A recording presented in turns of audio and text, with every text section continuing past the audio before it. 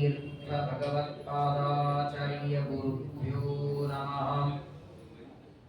सृष्टिस्थित्यप्ययेहा निहति दृशितमो बन्धमोक्षाश्च यस्मात् अस्य श्री ब्रह्मरुद्रप्रभृति सुरनरद्वीषशत्रुवात्मकस्य विष्णोर्व्यस्ता समस्ता सकलगुणनिधिः सर्वदोषो व्यपेतः पूर्णानन्दाव्ययो यो गुरुरपि परमश्चिन्तयेदं महन्तम्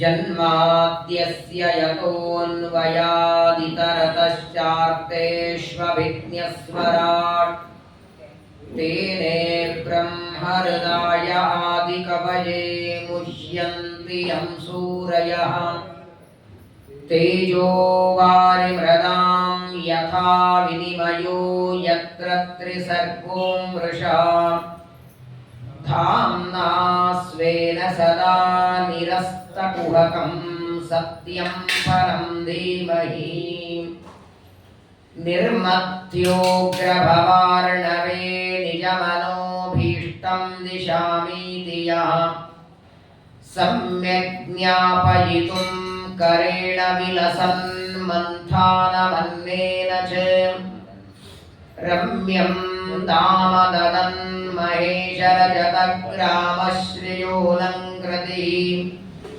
कर्मन्देश्वरभक्तिवन्दनवशः प्रीतोऽस्तु कृष्णप्रभुः वसुदेवसुतं देवं कंसचाणूरमर्दनं देवकी परमानन्दं कृष्णं वन्दे जगद्गुरुम्। कृष्णाय वासुदेवाय हरये परमात्मने प्रणतक्लेशनाशाय गोविन्दाय नमो नमः।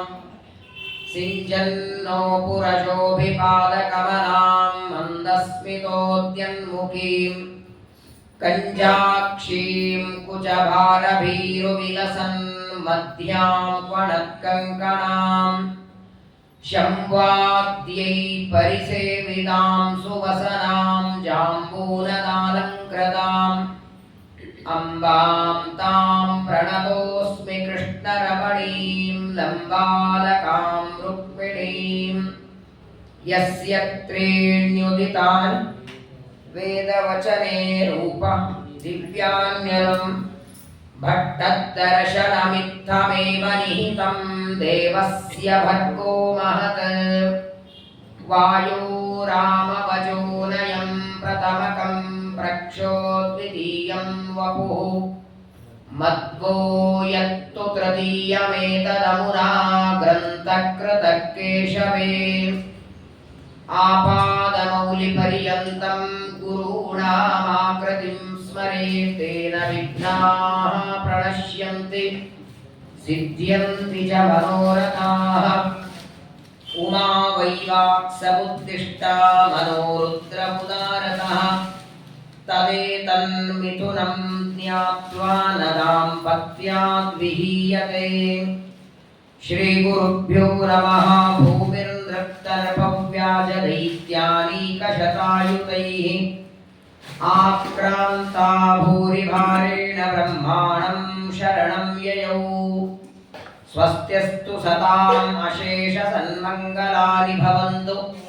श्लोकैकश्रवणपठनमात्रेण कथावक्तृश्च श्रोतॄणां निखिलकलिकतकल्मषापनूतनपटुतरे मोक्षाद्यखिलपुरुषार्थसाधनीभूते श्रीमद्भागवते महापुराणे दशमस्कन्धे कृष्णचरित्रे यत्किञ्चित् पूर्वोक्तप्रमेयानुवादः। हरिः ओम् हरिः ओम् हरिः ओम्। श्रीगुरुभ्यो नमः। ಮನೋನಿಯಾಮಕರಾದ ಎಲ್ಲ ಇಂದ್ರಾದಿ ದೇವತೆಗಳಿಗೆ ಗುರುಗಳಾದ ಶುಕಾಚಾರ್ಯರನ್ನ ಪರೀಕ್ಷಿತ ರಾಜರು ಕೃಷ್ಣ ಚರಿತ್ರೆಯನ್ನ ಕೇಳುವ ಅಪೇಕ್ಷೆಯಿಂದ ಅನೇಕ ಪ್ರಶ್ನೆಗಳನ್ನು ಮಾಡಿದ್ದಾರೆ. ಮೊದಲನೇದಾಗಿ ಕೃಷ್ಣಾವತಾರದ ಚರಿತ್ರೆ ವಿಸ್ತಾರ ಕೇಳುವ ಅಪೇಕ್ಷೆ ಯಾಕೆ ನಿನಗೆ? ಪರಮಾತ್ಮನ ಮತ್ಸ್ಯ ಕೂರ್ಮ ವರಾಹ ನರಸಿಂಹ ವಾಮನ ಎಲ್ಲ ಅವತಾರಗಳ ಚರಿತ್ರೆಯನ್ನ ಸಂಕ್ಷೇಪದಲ್ಲಿ ಕೇಳಿದಂತೆ ಇದನ್ನು ಸಂಕ್ಷೇಪದಲ್ಲಿ ಹೇಳ್ತೇನೆ ಅಂದರೆ ಪರೀಕ್ಷಿತರಿಗೆ ಮನಸ್ಸಾಗಲಿಲ್ಲ. ಕಾರಣವನ್ನು ಅವರೇ ಕೊಡ್ತಾರೆ. ಕುರುಕ್ಷೇತ್ರದ ರಣರಂಗದಲ್ಲಿ ಯುದ್ಧ ಮಾಡುವಾಗ ಪಾಂಡವರಿಗೆ ಜಯವನ್ನು ತಂದುಕೊಟ್ಟದ್ದು, ಅರ್ಜುನನಿಗೆ ಸಾರಥಿಯಾಗಿ ಭಗವದ್ಗೀತೆ ಉಪದೇಶ ಮಾಡಿ ಯುದ್ಧದಲ್ಲಿ ಗೆಲುವನ್ನು ಕೊಟ್ಟದ್ದು, ನನಗೆ ಗರ್ಭದಲ್ಲಿ ಇರುವಾಗ ರಕ್ಷಣೆ ಮಾಡಿದ್ದೆ. ಹೀಗೆ ಅನೇಕ ಉಪಕಾರ ಪಾಂಡವರ ಮೇಲೆ ನನ್ನ ಮೇಲೆ ಪರಮಾತ್ಮ ಮಾಡಿದ್ದಾನೆ. ಆ ಉಪಕಾರವನ್ನು ತೀರಿಸೋದಕ್ಕಂತೂ ಸಾಧ್ಯ ಇಲ್ಲ.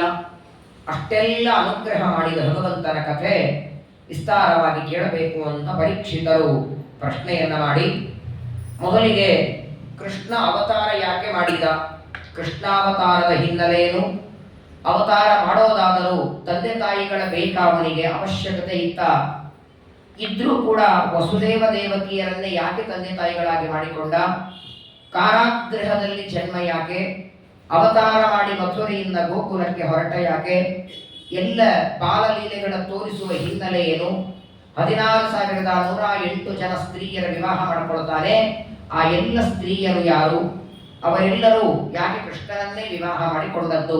ಒಟ್ಟಾರೆ ಕೃಷ್ಣಾವತಾರದ ಬಗ್ಗೆ ಅನೇಕ ಪ್ರಶ್ನೆಗಳನ್ನ ಗುರುಗಳಾದ ಶುಕಾಚಾರ್ಯರಿಗೆ ಪರೀಕ್ಷಿತ ರಾಜರು ಕೇಳಿದ್ದಾರೆ. ಮೊದಲು ಪರೀಕ್ಷಿತನ ಪ್ರಶ್ನೆಗೆ ಉತ್ತರ ಕೊಡೋದಕ್ಕೆ ಮೊದಲು ಶುಕಾಚಾರ್ಯರು ಒಳ್ಳೆ ಪ್ರಶ್ನೆ ಮಾಡಿದ್ದಿ ಅಂತಾರೆ. ಪ್ರಪಂಚದೊಳಗೆ ಪ್ರಶ್ನೆ ಮಾಡೋದಕ್ಕೆ ಗೊತ್ತಿಲ್ಲ ಎಷ್ಟೋ ಜನರಿಗೆ. 99% ಸ್ವಾರ್ಥ ಪ್ರಶ್ನೆ ಇರತ್ತೆ. ತನ್ನ ವೈಯಕ್ತಿಕ ಪ್ರಶ್ನೆ, ತಾನೇನು ಮಾಡಿದ್ರೆ ಮೇಲೆ ಬರ್ತಾರೆ, ತಾನು ಯಾರನ್ನೂ ತಾನು ದ್ವೇಷ ಮಾಡೋದಿಲ್ಲ, ತನ್ನನ್ನು ಯಾರು ದ್ವೇಷ ಮಾಡಬಾರದು, ತಾನೆಲ್ಲದರ ಮೇಲೆ ಬರಬೇಕು, ನನ್ನ ಮಾತೆಲ್ಲರೂ ಕೇಳಬೇಕು, ತಾನು ಯಾರನ್ನ ಕೇಳೋದಿಲ್ಲ.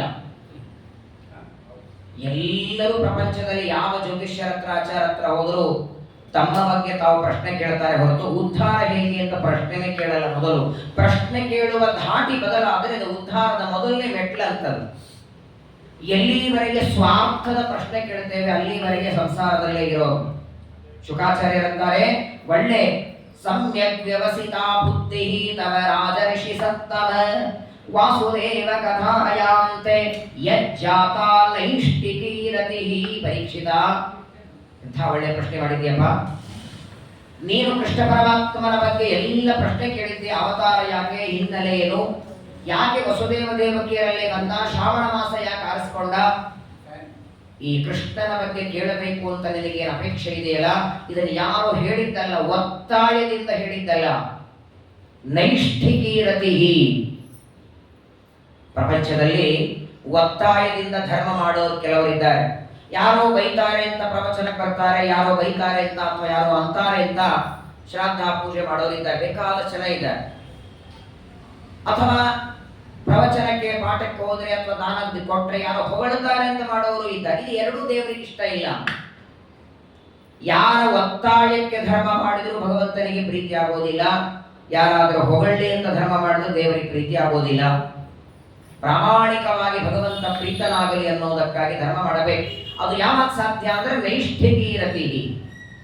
ಯಾರ ಮನಸ್ಸು ಸ್ವಾಭಾವಿಕವಾಗಿ ದೇವರಲ್ಲಿ ಇರುತ್ತೋ ಅವರಿಗೆ ಮಾತ್ರ ಈ ತರಹದ ಪ್ರಶ್ನೆ ಬರ್ತದೆ. ಒಳ್ಳೆ ಪ್ರಶ್ನೆ ಮಾಡಿದ್ದೆ, ಅವಶ್ಯವಾಗಿ ನೀನು ಕೇಳಿದ ಪ್ರಶ್ನೆಗೆ ಉತ್ತರ ಕೊಡ್ತೇನೆ. ವಾಸುದೇವ ಕಥಾ ಪ್ರಶ್ನ ಪುರುಷಾಂತ್ರೀನ್ ಪುರಾತಿ ವಕ್ತಾರಂ ಪ್ರಚ್ಛಕಂ ಶ್ರೋತ್ರ ತತ್ಪಾದ ಸಲಿಲಂ ಯಥಾ. ನೋಡಿ, ಪ್ರಶ್ನೆ ಕೇಳಿದ್ರು ಪುಣ್ಯ ಇದೆ. ಯಾರೋ ಆಚಾರ್ಯರು ಬಂದದ್ದಕ್ಕೆ ನಮ್ಮ ನಿಮ್ಮ ಲೌಕಿಕ ವೈಯಕ್ತಿಕ ಪ್ರಶ್ನೆ ಕೇಳಿದರೆ ಲಾಭ ಏನಿಲ್ಲ. ಅವ್ರ ಆಚಾರ್ಯ ಉತ್ತರ ಕೊಟ್ಟರೆ ಕೇಳಿದವನಿಗೆ ಅಷ್ಟೇ ಲಾಭ. ಆದರೆ ದೇವರ ಬಗ್ಗೆ ಪ್ರಶ್ನೆ ಕೇಳಿದರೆ ಪ್ರಶ್ನೆ ಕೇಳಿದ ವ್ಯಕ್ತಿ, ಪ್ರಶ್ನೆಗೆ ಉತ್ತರ ಕೊಡುವ ವ್ಯಕ್ತಿ, ಇವರಿಬ್ಬರ ಪ್ರಶ್ನೋತ್ತರ ಆಲಿಸುವ ಮೂರನೇ ವ್ಯಕ್ತಿ, ಮೂವರನ್ನು ಉದ್ಧಾರ ಮಾಡಲ್ಲ. ದೇವರ ಬಗ್ಗೆ ಹೇಳು ಅಂತ ಕೇಳಿದ್ದ ನೀನು, ಕೃಷ್ಣನ ಕಥೆ ಹೇಳುವ ನಾನು, ನಮ್ಮಿಬ್ಬರ ಪ್ರಶ್ನೋತ್ತರವನ್ನು ಆಲಿಸುವಂತಹ ಮುಂದೆ ಬರುವ ಭಕ್ತ, ಇವರೆಲ್ಲರನ್ನೂ ಉದ್ಧಾರ ಮಾಡುವಂತಹ ಪ್ರಶ್ನೆ ಕೇಳಿದ್ದೆ. ಅವಶ್ಯವಾಗಿ ಸಮಗ್ರವಾದ ಭೂಮಂಡಲದಲ್ಲೇ ಅವತಾರ, ಯಾವ ಈ ತರಹದ ಅವತಾರ ಇನ್ನೊಂದಿಲ್ಲ. ಪರಮಾತ್ಮನ ಎಷ್ಟು ರೂಪದಿಂದ ಭೂಮಿಗೆ ಬಂದಿದ್ದಾನೆ, ಆದರೆ ಅಂಬೆಗಾಲಿ ಇಟ್ಟದ್ದು, ಗೋಡೆ ಹಿಡಿದು ನಡೆದದ್ದು ಅಥವಾ ನವನೀತ ಚೋರ ಮಾಡಿದ್ದು ಯಾವ ಅವತಾರದಲ್ಲಿ ಇಲ್ಲ. ಮಾತ್ರವಲ್ಲ, ನೋಡಿಬೇಕಾದರೆ ಶ್ರೀಮದಾಚಾರ್ಯರು ತಂತ್ರಸಾರದಲ್ಲಿ ಹೇಳ್ತಾರೆ, ಎಷ್ಟು ರೂಪದಿಂದ ದೇವರು ಭೂಮಿಗೆ ಬಂದಿದ್ದಾನೆ, ಇವನ ದೇವರು ಅಂತ ಗೊಂದಲ ಇರೋ ಅವತಾರ ಅಂದ್ರೆ ಇದು ಒಂದೇ. ರಾಮಾವತಾರ ಬಗ್ಗೆ ಯಾರಿಗೆ ಸಂದೇಹ ಇಲ್ಲ, ರಾಮದೇವರು ಅಂತ. ವೇದವ್ಯಾಸರ ಬಗ್ಗೆ ಸಂದೇಹ ಇಲ್ಲ, ಅವನ ದೇವರು ಅಂತ. ಆದ್ರೆ ಕೃಷ್ಣ ದೇವರು ಅಂತ ಎಲ್ಲರಿಗೂ ಸಂದೇಹ. ಯಾಕಂದ್ರೆ ಅವನು ದೇವರಾಗಿದ್ದರೆ ಆಕಳನ್ನು ಯಾಕೆ ಕಾಯ್ದ? ಗೋಪಾಲಕನಾಗಿ ಆಕಳನ್ನು ಕಾಯ್ತಾನೆ, ಸ್ನಾನ ಮಾಡುವ ಹೆಣ್ಮಕ್ಳ ಬಟ್ಟೆ ತಗೊಂಡು ಹೋಗ್ತಾನೆ, ಬೆಣ್ಣೆ ಕಳ್ಳತನ ಮಾಡ್ತಾನೆ. ಇದನ್ನೆಲ್ಲ ನೋಡಿ ಸಾಮಾನ್ಯ ಜನರಿಗೆ ಇವನು ದೇವರ ಹೌದು ಅಲ್ಲೋ ಅನ್ನೋ ಸಂದೇಹ ಬಂದಿದೆ. ಅದಕ್ಕಾಗೇನೆ ಯಾವ ಅವತಾರದಲ್ಲಿ ತೋರಿಸದೇ ಇರುವ ಲೀಲೆಗಳು ಇದು ಒಂದು ಅವತಾರದಲ್ಲಿ ಮಾತ್ರ ತೋರಿಸಿದ್ದಾನೆ. ಅಂತಹ ಭಗವಂತನ ಕಥೆ ನಿನಗೋಸ್ಕರ ಅವಶ್ಯವಾಗಿ ಹೇಳ್ತೇನೆ ಅಂತ ಮೊದಲು ಪರೀಕ್ಷಿತರು ಕೇಳಿದ ಪ್ರಶ್ನೆಯನ್ನ ಹೊಗಳಿ ಒಳ್ಳೆ ಪ್ರಶ್ನೆ ಮಾಡಿದ್ದಿ ಅಂತ ಹೇಳಿ ಇವಾಗ ಕಥೆಯನ್ನ ಪ್ರಾರಂಭ ಮಾಡ್ತಾರೆ. ಮೊದಲು ಶುಕಾಚಾರ್ಯರು ಶ್ರೀಕೃಷ್ಣನ ಅವತಾರದ ಹಿನ್ನೆಲೆ ಹೇಳುತ್ತಾರೆ. ದ್ವಾಪರ ಯುಗದಲ್ಲಿ ಯಾದವರ ವಂಶದಲ್ಲಿ ಕೃಷ್ಣನ ಅವತಾರಕ್ಕೆ ಮೊದಲು ಭೂಮಿಯ ಪರಿಸ್ಥಿತಿ ಹೇಗಿತ್ತು? ಭೂಮಿನ್ ರಕ್ತ ನಪವ್ಯಾಜ ದೈತ್ಯಾನೇಕ ಶತಾಯುತೈಃ ಆಕ್ರಾಂತ ಭೂರಿಭಾರೇಣ ಬ್ರಹ್ಮಾಣಂ ಶರಣಂ ಯಯೌ. ಯಾವಾಗ ಚಂದ್ರವಂಶದಲ್ಲಿ ಬರುವ ಅನೇಕ ರಾಜರ ಕಥೆ 9ನೇ ಸ್ಕಂದದಲ್ಲಿ ಕೇಳಿದ್ದೀರಿ. ಎಲ್ಲಿಯವರೆಗೆ ರಾಜರು ಧಾರ್ಮಿಕರಾಗಿರ್ತಾರೆ ಅಲ್ಲಿಯವರೆಗೆ ಮಳೆ ಬೆಳೆ ಸುಖ ಶಾಂತಿ ಸಮೃದ್ಧಿ ಇರುತ್ತೆ. ರಾಜರಲ್ಲಿ ಧರ್ಮ ಕಡಿಮೆ ಆಯಿತು ಅಂದ್ರೆ ರಾಜ ಕಾಲಸ್ಯ ಕಾರಣ. ಪ್ರಜೆಗಳಲ್ಲಿ ಬರುವ ದುಃಖಕ್ಕೆ, ರೋಗಕ್ಕೆ, ದಾರಿದ್ರ್ಯಕ್ಕೆ ಎಲ್ಲದಕ್ಕೂ ಪ್ರಧಾನವಾದದ್ದು ರಾಜ. ಹಾಗಾಗಿ ಮೊದಲು ರಾಜನಲ್ಲಿ ಧರ್ಮ ಬರಬೇಕು. ಶ್ರೀಕೃಷ್ಣನ ಅವತಾರಕ್ಕೆ ಮೊದಲು ಭೂಮಿಯ ಪರಿಸ್ಥಿತಿ ಹೇಗಿತ್ತು? ಎಲ್ಲಿ ನೋಡಿದಲ್ಲಿ ದುರಹಂಕಾರಿಗಳು, ದುಷ್ಟರು, ನೀಚರು. ರಾಮಾವತಾರದಲ್ಲಿ ರಾಮನಿಂದ ಸತ್ತೋದವರೆಲ್ಲ ಮತ್ತೆ ಹುಟ್ಟಿದ್ದಾರೆ. ಅವ್ರ ಕೆಲಸವೇ ಅದು. ಒಂದೊಂದು ಅವತಾರದಲ್ಲಿ ದೇವರಿಂದ ಮರಣ ಹೊಂದಿ ಅಲ್ಲಿ ಸತ್ತಂತಹ ಆ ರಾವಣನೇ ಇಲ್ಲಿ ಶಿಶುಪಾಲನಾಗಿ ಬಂದಿದ್ದಾನೆ, ಅಲ್ಲಿ ಸತ್ತಂತಹ ಕುಂಭಕರ್ಣನೇ ದಂತವಕ್ತನಾಗಿ ಬಂದಿದ್ದಾನೆ. ರಾಮಾವತಾರದಲ್ಲಿ ರಾವಣ, ಕುಂಭಕರ್ಣ, ಖರ, ಭೂಷಣ ಒಂದು 4-5 ಜನ ಇದ್ರು. ಆದ್ರೆ ಇಲ್ಲಿ ಎಷ್ಟು ಚೆನ್ನಾಗಿದ್ದಾರೆ ನೋಡಿ. ಶ್ರೀಕೃಷ್ಣನ ಅವತಾರಕ್ಕೆ ಮೊದಲು ಭೂಮಿಯ ಮೇಲೆ ಜರಾಸಂಧ, ಕಂಸ, ನಾನಾ ರೀತಿಯಾದಂತಹ ಕಂಸನ ಸೇವಕರು, ಪೂತನ ಪ್ರಾರಂಭ ಮಾಡಿ, ಪೂತನೆಯನ್ನು ಆರಂಭ ಮಾಡಿದರೆ ಪೂತನ, ಶಕಟಾಸುರ, ತೃಣಾವರ್ತ, ಅರಿಟಾಸುರ, ಕಾಕಾಸುರ, ಧೂಮಾಸುರ, ಬಕಾಸುರ ಏನು ಪಾಳಿಗೆ ಹೆಚ್ಚಿದ್ದಾರೆ. ಇವರೆಲ್ಲರೂ ಕಂಸನ ಜೊತೆಗೆ ಇದ್ದವರು ಸೇವಕರು. ಇದಲ್ಲದೆ ಬಾಣಾಸುರ ಇದ್ದಾನೆ, ಬಾಣಾಸುರನ ಮಗ ಇದ್ದ ನರಕಾಸುರ, ಅವನ ಮಗ ಭಗದತ್ತ. ಈ ಎಲ್ಲ ದುಷ್ಟರಿಂದ ಭೂದೇವಿಗೆ ತುಂಬಾ ತೊಂದರೆ ಆಗ್ತಿದೆ. ಆಕ್ರಾಂತ ಭೂರಿಭಾರೇಣ, ಭೂದೇವಿಗೆ ಭಾರ ಆಯಿತು ಅಂತಾರೆ. ಎಲ್ಲ ದುಷ್ಟರು ತನ್ನ ಮೇಲೆ ಓಡಾಡೋದನ್ನ ನೋಡಿ ದೇವರನ್ನ ಬೈಯುವ, ದೇವರ ನಿಂದೆ ಮಾಡುವ ದುಷ್ಟರ ಭಾರವನ್ನ ಸಹನ ಮಾಡದೆ ಭೂದೇವಿ ಆಕಳ ವೇಷ ಹಾಕಿಕೊಂಡು ಸತ್ಯಲೋಕಕ್ಕೆ ಬಂದನು. ಅಲ್ಲ, ಇದಕ್ಕಿಂತ ಮೊದಲು ಭಾರ ಆಗಿರಲಿಲ್ವ ಅವಳಿಗೆ? ಇದೇ ಮೊದಲನೇ ಸಲನ ಅಲ್ಲ. ಇದಕ್ಕೂ ಮೊದಲು ಎಲ್ಲ ಪ್ರಜೆಗಳನ್ನ ಹೊತ್ಕೊಂಡಿದ್ದಾಳೆ. ಬರೀ ಪ್ರಜೆಗಳು ಮಾತ್ರವಲ್ಲ, ಎಲ್ಲ ನದಿಗಳು, ಸಮುದ್ರ, ಗಿಡ, ಪರ್ವತ ಎಲ್ಲವೂ ಭೂಮಿ ಮೇಲೆ ಇರೋದಲ್ಲ. ಎಲ್ಲದಕ್ಕೂ ಆಶ್ರಯಳಾದ ಭೂದೇವಿಗೆ ಈಗ ಯಾಕೆ ಭಾರ ಆಯಿತು ಅಂದ್ರೆ ವಾದಿರಾಜರು ಲಕ್ಷ್ಮಿ ರುಕ್ಮಿಣೀಶ್ ವಿಜಯದಲ್ಲಿ ಹೇಳ್ತಾರೆ, ಪತಿವ್ರತಾನಾಂ ಅಪಾರಕ್ವ ಭಾರ. ಪತಿವ್ರತ ಸ್ತ್ರೀಯರಿಗೆ ದೊಡ್ಡ ಭಾರ ಯಾವುದು ಅಂದ್ರೆ ತನ್ನ ಗಂಡನ ನಿಂದೆ ಮಾಡೋ ವ್ಯಕ್ತಿ. ದೇವರ ಆರಾಧನೆ ಮಾಡುವವರು ತನ್ನ ಮೇಲೆ ಕೋಟಿ ಜನ ಓಡಾಡಿದ್ರು ದೇವರಿಗೆ ದುಃಖ ಆಗಿರಲಿಲ್ಲ. ದೇವರ ಪೂಜೆ ಮಾಡುವ, ಪಾಠ ಪ್ರವಚನ ಮಾಡುವವರನ್ನ ತಾನು ಹೊತ್ಕೊಳ್ತಾಳೆ. ಆದರೆ ಭಗವಂತನ ನಿಂದೆ ಮಾಡುವ ಒಬ್ಬ ವ್ಯಕ್ತಿಯ ಭಾರವೂ ಭಾರ ಆಗತ್ತಂತೆ. ಭೂದೇವಿ ಪರಮಾತ್ಮನ ಮಡದಿ, ವರಾಹದೇವರ ಹೆಂಡತಿ, ತನ್ನ ಮೇಲೆ ಇವರೆಲ್ಲ ಓಡಾಡೋದನ್ನ ನೋಡಿ ಆ ದುಷ್ಟರ ಭಾರದಿಂದ ಪೀಡಿತಳಾಗಿ ಆಕಳಿನ ವೇಷ ಹಾಕಿಕೊಂಡು ಸತ್ಯಲೋಕಕ್ಕೆ ಬರ್ತಾಳೆ. ಆಕಳ ಯಾಕಾದ್ಲು? ತಾನು ನೋಡಿ ದೇವತೆಗಳಿಗೆ ಬೇಕಾದ ವೇಷ ಹಾಕೊಳ್ಳೋ ಸಾಮರ್ಥ್ಯ ಇರುತ್ತೆ. ಬ್ರಹ್ಮದೇವರ ಹತ್ರ ಬಂದು ತನ್ನ ಪ್ರಾರ್ಥನೆ ಮಾಡಬೇಕಾಗಿದೆ ಭೂದೇವಿ. ಮಾತಾಡುವ ಮನುಷ್ಯರ ವೇಷ ಹಾಕೊಳ್ಬೇಕಾಗಿತ್ತಲ್ಲ, ಅಥವಾ ತನ್ನ ರೂಪದಿಂದಲೇ ಭೂದೇವಿ ಹೋಗಬೇಕಾಗಿತ್ತು ಅಂದ್ರೆ ಆ ಆಕಳನ್ನ ನೋಡಿ ಬ್ರಹ್ಮದೇವರಿಗೆ ಕರುಣೆ ಬರಬೇಕು. ಪ್ರಪಂಚದೊಳಗೆ ಕರುಣೆಗೆ ಪಾತ್ರವಾದ ಪ್ರಾಣಿ ಅಂದ್ರೆ ಆಕಳು. ಅಳತಾ ಆಕಳು ನಿಂತಿದೆ ಅಂದ್ರೆ ಸಾಕು, ಅದಕ್ಕೇನಾದ್ರೂ ಹಾಕಬೇಕು ಅಂತ ಅನಿಸ್ತದೆ. ಹಾಗಾಗಿ ಇನ್ಯಾವ ಪ್ರಾಣಿಯ ವೇಷ ಹಾಕಿಕೊಳ್ಳದೆ ಆಕಳಾಗಿ ಕಣ್ಣೊಳಗೆ ದಳದಳ ನೀರು ಹರಿತಾ ಇದೆ, ಮನಸ್ಸಿನಲ್ಲಿ ದುಃಖ ಇದೆ, ಅಳುವ ಮುಖವನ್ನ ಧಾರಣ ಮಾಡಿ ಸತ್ಯಲೋಕಕ್ಕೆ ಬಂದಿದ್ದಾಳೆ. ಸತ್ಯಲೋಕದಲ್ಲಿ ಬ್ರಹ್ಮದೇವರು ಧ್ಯಾನ ಮಾಡ್ತಾ ಕೂತಿದ್ದಾರೆ. ಬ್ರಹ್ಮದೇವರ ಪಕ್ಕದಲ್ಲಿ ನಿಂತು ಅಳತಾ ಇದ್ದಾಳೆ. ಅಳುವ ಧ್ವನಿ ಕೇಳಿಸ್ತು. ಬ್ರಹ್ಮದೇವರು ಕಣ್ಣು ತೆಗಿತಾರೆ. ಗೊತ್ತಾಯಿತು, ಆಕಳು ಅಳತಾ ಇದೆ. ಬ್ರಹ್ಮದೇವರು ಚತುರ್ಮುಖ ಬ್ರಹ್ಮದೇವರು ಭಗವಂತನ ಮಕ್ಕಳು. ಗೊತ್ತಾಯಿತವರಿಗೆ ಭೂದೇವಿ ಆಕಳಾಗಿ ಬಂದಿದ್ದಾಳೆ ಅಂತ. ಏನಾಗಿದೆ ಅಂತ ಭೂದೇವಿಗೆ ಕೇಳ್ತಾರೆ. ಭೂದೇವಿ ತನ್ನ ದುಃಖವನ್ನ ಹೇಳ್ಕೊತಾರೆ. ನೋಡಿ, ಪ್ರಪಂಚದೊಳಗೆ ನಮ್ಮ ದುಃಖ ಹಂಚಿಕೊಳ್ಳೋದಕ್ಕೊಬ್ಬ ವ್ಯಕ್ತಿ ಬೇಕು. ಆದರೆ ಒಂದು ಮಾತು ಬರಿಬೇಡಿ, ನಮ್ಮ ಮಾನಸಿಕ ದುಃಖಗಳನ್ನ ಕಂಡವರ ಮುಂದೆ ಹೇಳಬಾರದು. ಪ್ರಪಂಚದೊಳಗೆ ಎರಡು ತರ ಜನ ಇರ್ತಾರೆ. ಪ್ರಾಮಾಣಿಕವಾಗಿ ನಮ್ಮ ದುಃಖಕ್ಕೆ ಪರಿಹಾರ ಹೇಳೋರು ಕೆಲವರು, ಪರಿಹಾರ ಹೇಳದಿದ್ರು ಚಿಂತೆ ಇಲ್ಲ, ಅಯ್ಯೋ ಪಾಪ ಅಂತಾದ್ರು ಅಂತಾರೆ. ನಮ್ಮ ದುಃಖವನ್ನೇ ಇಟ್ಟುಕೊಂಡು ಆಡುವಂತಹ ಜನಕ್ಕೆ ಇನ್ನೊಬ್ಬರಿದ್ದಾರೆ. ಹೀಗೆ ಆಗ್ಬೇಕು, ಇವನಿಗೆ ಭಾಳ ಹೆರಾಡ್ತಿದ್ನಲ್ಲ, ಹೀಗೆ ಒದ್ದಾಡಬೇಕಂತ ಹೇಳಿ ಅದನ್ನೇ ನಮ್ಮ ದುಃಖವನ್ನೇ ಒಂದು ವೀಕ್ನೆಸ್ ಮಾಡಿಕೊಂಡು ಅದನ್ನು ಆಡಿಸುವಂತ ಜನ ಇದ್ದಾರೆ. ಒಬ್ಬ ಸುಭಾಷಿತ ಹೇಳ್ತಾನೆ, ಆಕಾಶದಲ್ಲಿ ಎರಡು ತರಹದ ಮೇಘಗಳಿರ್ತವನ್. ರೇ ರೇ ಚಾತಕ ಸಾವಧಾನ ಮಹಸಾ ಮಿತ್ರಕ್ಷಣ ಶ್ರೂಯತಾಂ ಅಂಬೋಧಾವಹವೋಭಿತಸ್ಯ ಗಗನೆ ಸರ್ವೇ ತು ನೈತಾದೃಶಾಃ ಕೇಚಿದ್ ವೃಷ್ಟಿ ವಿರಾರ್ದ್ರಯಂತಿ ವಸುಧಾಂ ಗರ್ಜಂತಿ ಕೇಚಿದ್ ವೃಥಾ ಯಂ ಯಂ ಪಶ್ಯತಿ ತಸ್ಯ ತಸ್ಯ ಪುರತಃ ಮಾ ದೀನಂ ವಚಃ. ಕಂಡವರು ಮುಂದೆ ನಿಮ್ಮ ದುಃಖ ಹೇಳ್ಕೊಬೇಡಿ.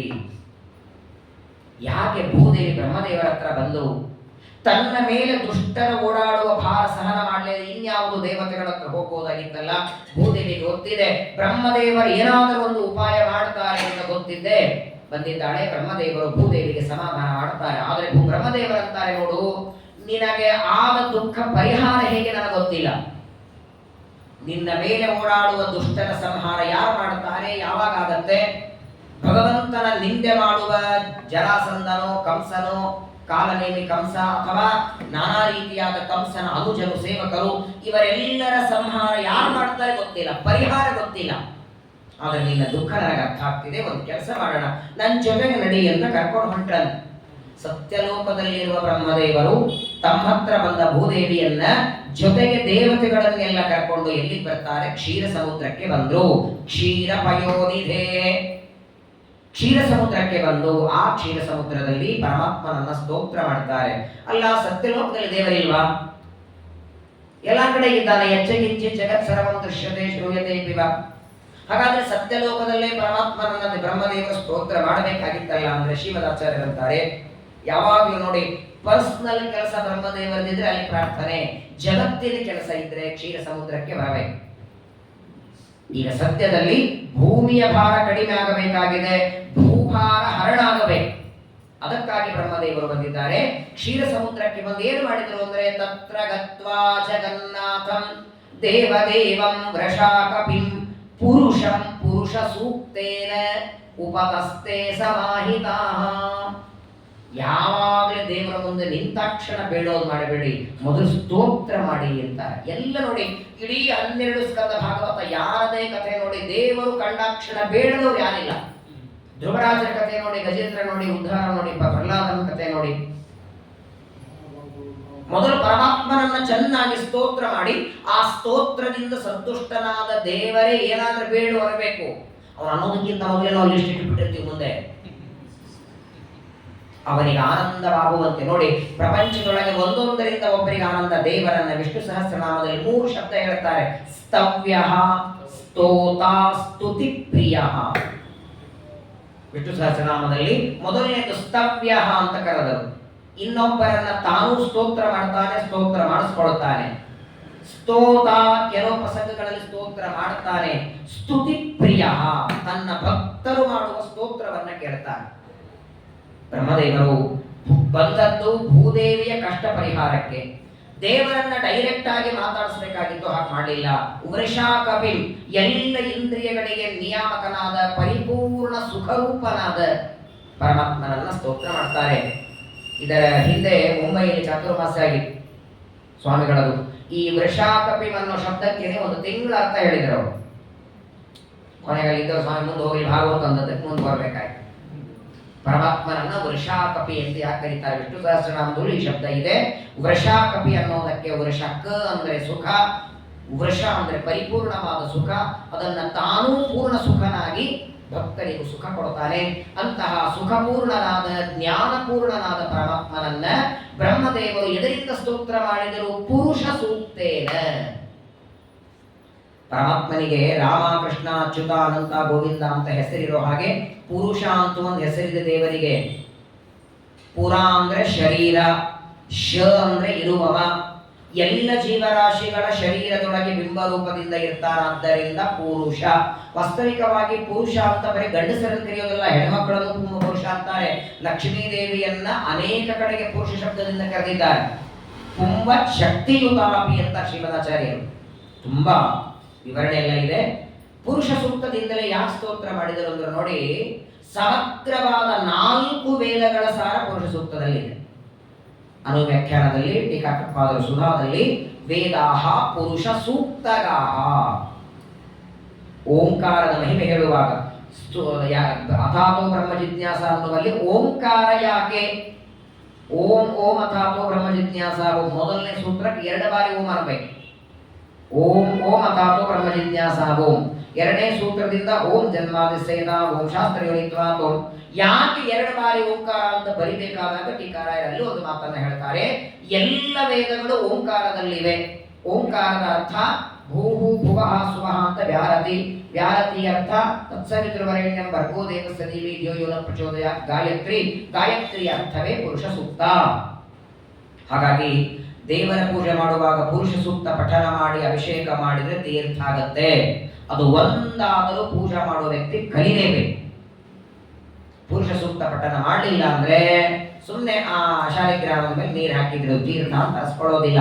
ಒಂದು ಕಾಲ ಇತ್ತು, ಮನೆಯಲ್ಲಿ ಹಿರಿಯರು ಜ್ಞಾನಿಗಳು ಪೂಜೆ ಮಾಡಿದರೆ ತೀರ್ಥ ಕೊಡ್ತಾರಲ್ಲ ಪೂಜೆ ಆದ ಮೇಲೆ, ಆ ಮನೆಯೊಳಗಿರುವ ಸೊಸೆಯಂದ್ರು ಹೆಣ್ಮಕ್ಳು ತೀರ್ಥ ತಗೊಂಡ್ರೆ ಆ ತೀರ್ಥ ಕೈಯಲ್ಲಿ ಬಿದ್ದಾಗ ಅದನ್ನ ನೋಡಿ ಹೇಳೋರಂತೆ, ಇವತ್ತು ಯಾವ ಸೂಕ್ತ ಹೇಳಿರಿ, ಯಾವ ಸೂಕ್ತ ನೀವು ಹೇಳಿಲ್ಲ ಅಂತ ಅನ್ನೋರಂತೆ. ಎಲ್ಲಾ ಸೂಕ್ತಗಳು ಯಾಕೋ ಪಠನ ಮಾಡಿಲ್ಲ, ತೀರ್ಥದಲ್ಲಿ ಸಾಮರ್ಥ್ಯ ಬಂದಿಲ್ಲ, ಕೈಯಲ್ಲಿ ತೀರ್ಥ ಆದಾಗ ಹೇಳೋರಂತೆ. ಇವತ್ತು ಯಾಕೋ ವಿಷ್ಣು ಸೂಕ್ತ ಹೇಳಿಲ್ಲ, ಧರ್ಮ ಸೂಕ್ತ ಹೇಳಿಲ್ಲ ಅಂತ ತೀರ್ಥ ತಗೊಂಡು ಹೆಣ್ಮಕ್ಳು ಮುಂದೆ ಸಾಕಾಗಿದೆ ನೋಡಿ. ನಾವೆಲ್ಲ ದೇವರಿಗೆ ಅಭಿಷೇಕ ಮಾಡಿದ್ದನ್ನ ತೀರ್ಥ ಅಂತೇವಲ್ಲ, ತೀರ್ಥ ಆಗಬೇಕಾದರೆ ಪುರುಷ ಸೂಕ್ತ, ವಿಷ್ಣು ಸೂಕ್ತ, ಧರ್ಮ ಸೂಕ್ತ, ಪೌಮಾನ ಸೂಕ್ತ, ಸಮುದ್ರ ಸೂಕ್ತ, 5 ಸೂಕ್ತ ಕಡ್ಡಾಯವಾಗಿ ಹೇಳಬೇಕು. ಒಂದೊಂದು ರುಕ್ಕು ಒಂದೊಂದು ಮಂತ್ರ ಆದ್ರೆ ಹೇಳಬೇಕು. ಹಾಗಾಗಿ ನೀವು ನೋಡ್ತೀರಾ ಸ್ವಾಮಿಗಳು ಎಲ್ಲ ಪೂಜೆ ಮಾಡುವಾಗ ಇವರೆಲ್ಲ ಪುರುಷ ಸೂಕ್ತ ಹೇಳ್ತಿರ್ತಾರೆ ನೋಡಿ, ಎದುರುಗಡೆ ಕೂತವು ಅಷ್ಟೆಲ್ಲ ಅವರೆಲ್ಲ ಹೇಳ್ಬಿಟ್ಟಿರ್ತಾರೆ ಪ್ರತ್ಯೇಕವಾಗಿ. ಅದಕ್ಕೆ ಒಂದು ನಮ್ಮ ಆಚಾರ್ಯರ ಪೂಜಾ ರಹಸ್ಯ ಅಂತಿದೆ ಮುಂಬೈಯಲ್ಲಿ ಮಾಡಿ, ಅದರಲ್ಲಿ ಎಲ್ಲ ಕೊಟ್ಟಿದ್ದಾರೆ. ಅಭಿಷೇಕ ಮಾಡುವಾಗ ಏನೇನು ಒಂದು ಶ್ಲೋಕ ಜಿತಂತೆ ಸ್ತೋತ್ರ ಹೇಳಬೇಕು, ಒಂದು ಶ್ಲೋಕ ವಿಷ್ಣು ಸಹಸ್ರನಾಮ ಶ್ಲೋಕ ಹೇಳಬೇಕು. ಅಷ್ಟೆಲ್ಲ ಹೇಳಿದಾಗ ಅದು ತೀರ್ಥ. ಅದು ಏನೂ ಬರಲಿಲ್ಲಪ್ಪ ಕೊನೆಗಂದ್ರೆ ಪುರುಷ ಸೂಕ್ತ ಆದರೂ ಪಠನ ಮಾಡಿ. ಯಾಕೆ ಅಂದ್ರೆ ಪುರುಷ ಸೂಕ್ತದೊಳಗೆ ಎಲ್ಲ ಒಳಗಿದೆ. ಸಹಸ್ರವೀರ್ಯ ಪುರುಷಃ ಸಹಸ್ರಾಕ್ಷ ಸಹಸ್ರವಾನ್ ಸ ಭೂಮಿಂ ವಿಶ್ವತೋ ಭೃತ್ವ ಅತ್ಯತಿಷ್ಠತ್ ದಶಾಂಗುಲಂ. ಈಗ ಬಂದದ್ದು ಯಾರು? ಭೂದೇವಿ. ಭೂದೇವಿಯನ್ನ ಪ್ರಾರ್ಥನೆ ಮಾಡಿ ಪರಮಾತ್ಮನ ಅನುಗ್ರಹ ಭೂದೇವಿಗೆ ಆಗಬೇಕಾಗಿದೆ. ಆ ಭೂದೇವಿ ಪರಮಾತ್ಮನಿಗೆ ದೇವರ ಅನುಗ್ರಹ ಆಗಬೇಕಾದರೆ ಅವನಿಗೆ ಪ್ರಿಯವಾದ, ಅವನಿಗೆ ಇಷ್ಟವಾದಂತಹ ಪುರುಷ ಸೂಕ್ತದಿಂದ ಬ್ರಹ್ಮದೇವರು ಪ್ರಾರ್ಥನೆ ಮಾಡ್ತಾರೆ. ಆದರೆ ನೋಡಿ ಏನ್ ದೇವರ ಅನುಗ್ರಹ. ಶ್ರೀಮದಾಚಾರ್ಯ ಹೇಳ್ತಾರೆ, ದೇವರ ದರ್ಶನ 24x7 ಇಬ್ಬರಿಗೆ ಆಗೋದು. ವಾಯುದೇವರಿಗೆ, ಬ್ರಹ್ಮದೇವರಿಗೆ. ಉಳಿದ ದೇವತೆಗಳಿಗೆ ಯಾವತ್ತೂ ಎಷ್ಟೊತ್ತು ಅನ್ನೋದಕ್ಕೆ ಲೆಕ್ಕ ಇದೆ. ಯಾವಾಗಲೂ ದೇವರನ್ನ ನೋಡ್ತಾ ಕೂಡಲ್ಲ ಅವರೆಲ್ಲ. ಆಗೋದಿಲ್ಲ ದರ್ಶನ. ಅಂತ 1 ಅಕ್ಷರ ಉಚ್ಚಾರ ಮಾಡುವಷ್ಟು ಕಾಲ ದರ್ಶನ ಕೆಲವರಿಗೆ, 6 ಅಕ್ಷರ ಉಚ್ಚಾರ ಮಾಡುವಷ್ಟು ಕಾಲ ಕೆಲವರಿಗೆ. ಭಗವಂತನ ದರ್ಶನ ಹೇಗಾಗತ್ತೆ ಅನ್ನೋದು ತುಂಬಾ ಚೆನ್ನಾಗಿದೆ. ನಮ್ಮ ಬೆಳಗಿನ ಪಾಠದಲ್ಲಿ ನೀವು ಜಾಯಿನ್ ಆಗಿದ್ರೆ ಎಲ್ಲ ವಿಷಯ ಬಂದಿದೆ. ಈಗ ಬೆಳಗ್ಗೆ ವಿಷ್ಣು ತೀರ್ಥರ ಷೋಡಶಿ ಪಾಠ ನಡೀತಾ ಇದೆ 11 ಗಂಟೆಗೆ. ಅದರಲ್ಲಿ ಎಲ್ಲ ಬಂದಿದೆ. ಅಪರೋಕ್ಷ ಜ್ಞಾನ ಅಂದ್ರೇನು, ಎಷ್ಟೊತ್ತು ದರ್ಶನ ಆಗತ್ತೆ, ಯಾರಿಗೆ ಎಷ್ಟೊತ್ತು ದರ್ಶನ ಕೊಡ್ತಾನೆ, ನೋಡ್ತಾ ಹಾಗೆ ಇರೋಣ ಅಂದ್ರೆ ಸಾಧ್ಯವಾ? ಈಗ ದರ್ಶನ ಕೊಟ್ಟು ಮತ್ತೆ ಎಷ್ಟಾದ ಮೇಲೆ ಮತ್ತೆ ದರ್ಶನ ಕೊಡ್ತಾನೆ. ದ್ವಿತೀಯ ಸ್ಕಂದ ಭಾಗವತದಲ್ಲಿ ಅದನ್ನು ವಿಸ್ತಾರವಾಗಿ ಕೇಳಿದ್ದೀರಿ ನೋಡಿ. ಬ್ರಹ್ಮದೇವರು ಭೂದೇವಿಯ ದುಃಖವನ್ನ ಪರಿಹಾರಕ್ಕಾಗಿ ಪುರುಷ ಸೂಕ್ತದಿಂದ ಪ್ರಾರ್ಥನೆ ಮಾಡಿದ ಮರುಕ್ಷಣದಲ್ಲಿ ಆಕಾಶದಲ್ಲಿ ಬಂದು ನಿಂತಿದ್ದಾರೆ. ಶಂಖಚಕ್ರ ಗದಾಪದ್ಮ ಧಾರಣ ಮಾಡಿ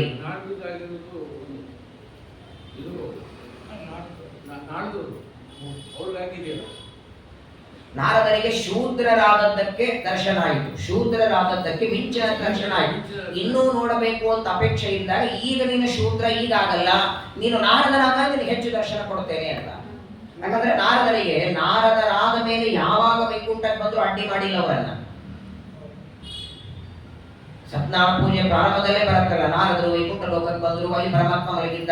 ನಾರದರಾದ ಮೇಲೆ ದೇವರ ದರ್ಶನಕ್ಕೆ ಅಡ್ಡಿ ಇಲ್ಲ. ನಾರದರಾಗುವುದಕ್ಕಿಂತ ಮೊದಲು ಶೂದ್ರರಾದಾಗ ಮಿಂಚಿನಂತೆ ಆಯಿತು, ಇನ್ನೂ ನೋಡಬೇಕು ಅಂತ ಅಪೇಕ್ಷೆ ಇದೆ ಅಂತ ಆಕಾಶವಾಣಿ ಆಯಿತು. ಈ ಜನ್ಮದಲ್ಲಿ ಇಷ್ಟೇ ದರ್ಶನ, ನೀನು ಮುಂದೆ ನಿನಗೆ ಸಾಧನ ಮಾಡಿಕೋ, ಹೆಚ್ಚುತ್ತಾಗತ್ತೆ ಅಂತ. ಆದರೆ ಬ್ರಹ್ಮದೇವರಿಗೆ ಭಗವಂತ ದರ್ಶನ ಕೊಡ್ತಾನೆ. ನೋಡಿ, ಬ್ರಹ್ಮದೇವರಿಗೆ ಆಕಾಶದಲ್ಲಿ ದೇವರ ದರ್ಶನ ಆಗಿದೆ. ವಾಸ್ತವಿಕವಾಗಿ ಅಲ್ಲಿ ಬಂದವರು ಯಾರ್ಯಾರಿದ್ರು? ಭೂದೇವಿ ಬಂದಿದ್ದಾಳೆ, ದೇವತೆಗಳೆಲ್ಲರೂ ಬಂದಿದ್ದಾರೆ. ಈಗ ಈ ಲೈಟ್ ನನಗೆ ಮಾತ್ರ ಕಾಣುತ್ತೋ ನಿಮಗೂ ಕಾಣುತ್ತೋ? ಅಂದ ಮೇಲೆ ಆಕಾಶದಲ್ಲಿ ದೇವರು ನಿಂತು ದರ್ಶನ ಕೊಟ್ಟರೆ ಅದು ಯಾರ್ಯಾರಿಗೆ ಕಾಣಿಸ್ಬೇಕು? ಕಾಣಲಿಲ್ಲ. ಬ್ರಹ್ಮದೇವರು ಮಾತ್ರ ನೋಡುತ್ತಿದ್ದಾರೆ ಪರಮಾತ್ಮನನ್ನ. ಬ್ರಹ್ಮದೇವರ ಪಕ್ಕದಲ್ಲಿ ನಿಂತಹ ದೇವತೆಗಳಿಗಾಗಲಿ ಭೂದೇವಿಗಾಗಲಿ ದರ್ಶನವೂ ಆಗಲಿಲ್ಲ. ಮಾತ್ರವಲ್ಲ, ಬ್ರಹ್ಮದೇವರು ದೇವರ ಜೊತೆಗೆ ಮಾತಾಡುವ ದೇವರು ಮಾತಾಡುವ ಮಾತು ಕೇಳಿಸ್ತೂ ಇಲ್ಲ ಅವರಿಗೆ, ನಿಂತು ಬಿಟ್ಟಿದ್ದಾರೆ ಅಷ್ಟೇ. ಇವರು ಮಾತಾಡ್ತಿದ್ದಾರೆ.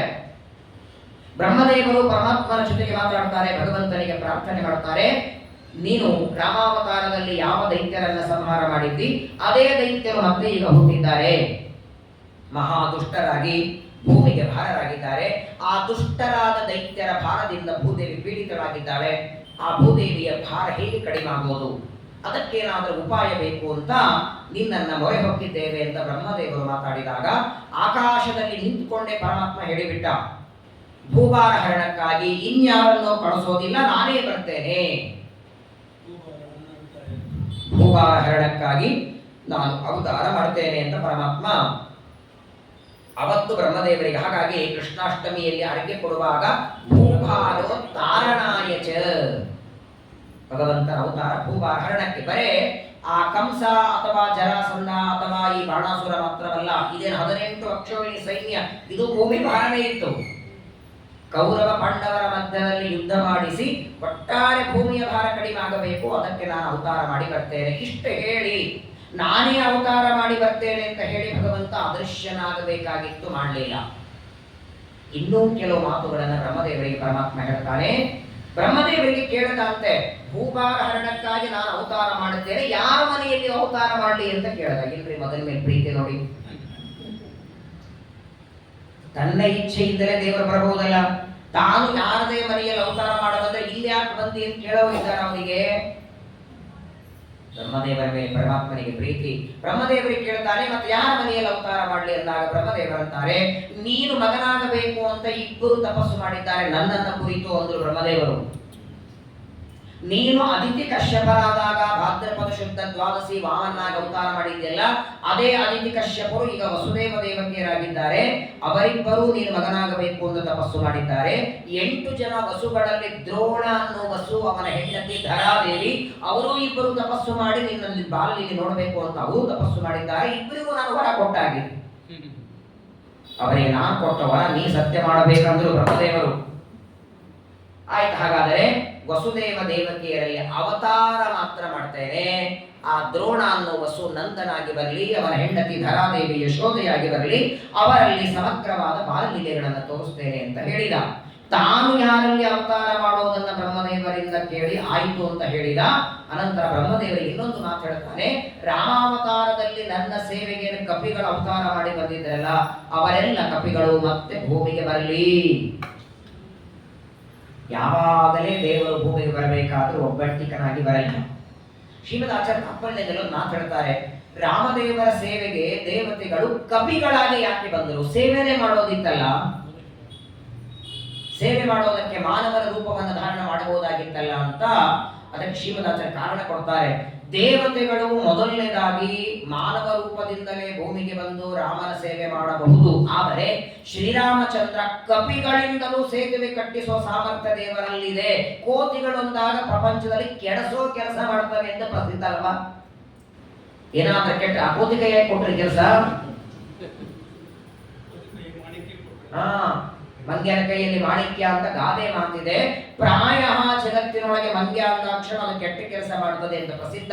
ಕೋತಿಗಳಿಂದಲೇ ಎಲ್ಲಾ ಮಾಡುವ ಸಾಮರ್ಥ್ಯ ದೇವರಲ್ಲಿದೆ ಅಂತ ತೋರಿಸೋದಕ್ಕೆ ಏನ್ರಿ, ಒಂದು ಬ್ರಿಡ್ಜ್ ಕಟ್ಟಬೇಕಾದರೆ ಅದು ಬಹಳ ಇರಲ್ಲ, ಒಂದು 2 ಕಿಲೋಮೀಟರ್ ಬ್ರಿಡ್ಜ್ ಕಟ್ಟಬೇಕಾದರೆ ಈ ಇಂಜಿನಿಯರ್ಗಳು 20-40 ವರ್ಷ ಓದಿದ್ದೆಲ್ಲ ಹಾಕ್ಬೇಕು ಜ್ಞಾನ ಅಲ್ಲಿ. ಅದು ಗೊತ್ತಿಲ್ಲ ಅದು ಎಷ್ಟೊತ್ತಿರ್ತದೆ ಏನಿರುತ್ತೆ ಅಂತ. ಅಲ್ಲಿ ಯಾರು ಇಂಜಿನಿಯರ್ ಕಪಿಗಳು ಯಾರು ಹೇಳ್ತೀನಿ ಹೇಳಿ? ಸೇತುವೆ ಕಟ್ಟೋದಕ್ಕೆ ಯಾವ ಇಂಜಿನಿಯರ್? ಮುಖ್ಯ ಪ್ರಾಣದೇವರೇ ಪ್ರಧಾನ ಇಂಜಿನಿಯರ್. ಅಲ್ಲಿ ಸಿಮೆಂಟ್ ಇದ್ದ ಉಸುಕಿದ್ದ ಯಾರೇ ಇಂಜಿನಿಯರ್ ಓದವರಿದ್ದ ರಾಮನ ಮಾತು ರಾಮ ಅಂತ ಬರಿಬೇಕು, ಹಾಕ್ಬೇಕು. ಇವತ್ತಿಗೂ ಸೇತುವೆ ಇದೆ. ಕಿಂ ತಸ್ಯ ಶತ್ರು ಹನನೆ ಕಪಯ ಸಹಾಯ ಅಂತ ಆಚಾರ್ಯರು. ಅನ್ಯಥಾ ಕರ್ತು ಸಮರ್ಥ. ಆ ಕಪಿಗಳೆಲ್ಲ ಈಗ ಭೂಮಿಗೆ ಬರಬೇಕಾದರೆ ರಾಮಾವತಾರದಲ್ಲಿ ಕಪಿಗಳಾದವರು ಈಗ ಯಾದವರಾಗಿ ಬರಲಿ. ಆ ರಾಮಾವತಾರದಲ್ಲಿ ನನ್ನ ಸೇವೆ ಮಾಡಿದಂತಹ ವಾಲಿ ಇಲ್ಲಿ ಅರ್ಜುನನಾಗಿ ಬರಲಿ. ಯಾಕಂದ್ರೆ ವಾಲಿಯನ್ನ ರಾಮ ಕೊಂದಾಗ ಗಿಡದ ಹಿಂದೆ ನಿಂತು ಬಾಣ ಹೊಡಿತಾನೆ. ಬಾಣ ಹೊಡೆದು ರಾಮ ಆಚೆ ಬಂದ. ವಾಲಿ ಅಂತ ಕೊಂದದ್ದು ನೀನಾ ಅಂತ ಕೇಳ್ದ. ಹೌದು ಅಂದ. ಒಂದು ಪ್ರಶ್ನೆ ಕೇಳ್ತಾನೆ ವಾಲಿ, ನೀನು ಸರ್ವಜ್ಞ, ನಿನಗೆಲ್ಲ ಗೊತ್ತಿದೆ, ನಾನೊಂದು ಕಪಿ ಅಂತ ಗೊತ್ತಿದ್ರೆ ಯಾಕೆ ಬಾಣ ಹೊಡೆದಿ ಅಂತಾನೆ.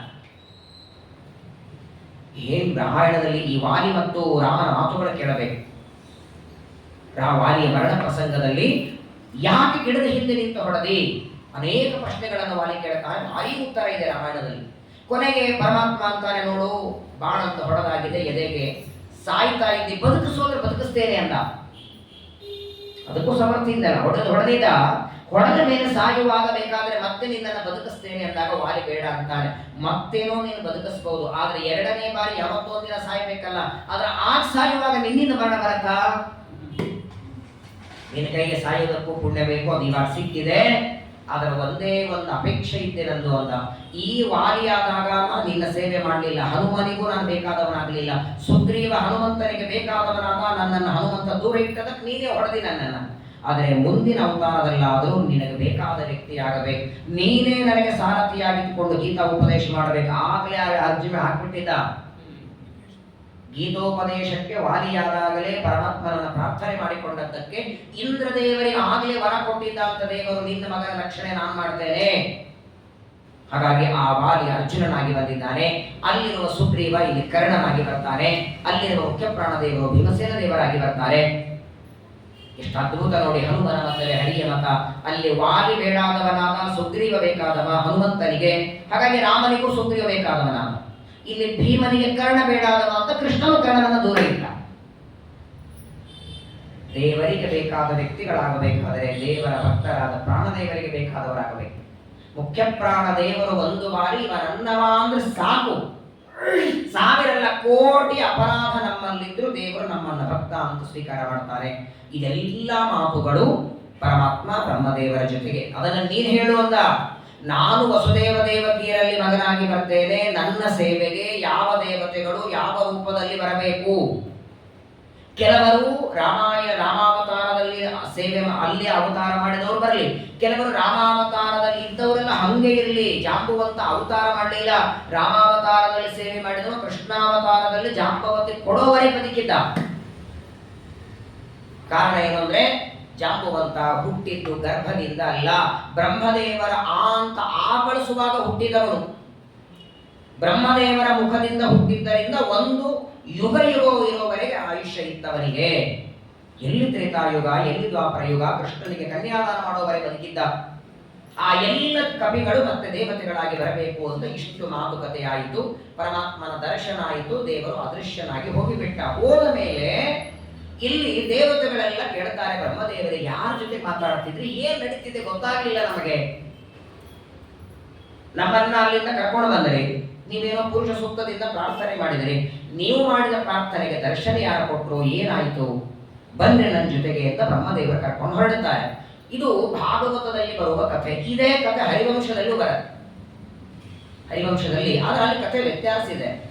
ಭೂದೇವಿ ಆಕಳ ವೇಷ ಹಾಕಿಕೊಂಡು ಬ್ರಹ್ಮದೇವರ ಹತ್ರ ಬಂದಾಗ ಬ್ರಹ್ಮದೇವರು ಭೂದೇವಿಯನ್ನ ಕರ್ಕೊಂಡು ಮೇರು ಪರ್ವತಕ್ಕೆ ಬಂದರು ಅಂತ ಹರಿವಂಶ ಹೇಳುತ್ತೆ.